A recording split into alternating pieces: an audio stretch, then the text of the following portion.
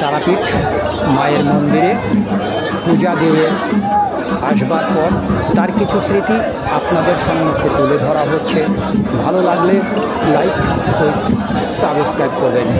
জয় মা তারা, রাধে রাধে।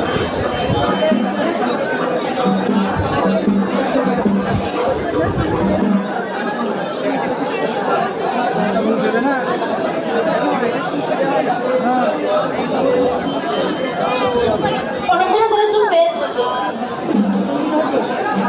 রামজীবনপুর থেকে এসছেন ঝুন্টু ও সম্মান অধিকারী।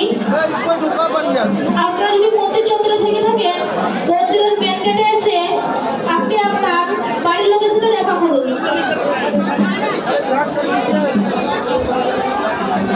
রামজীবনপুর থেকে এসছেন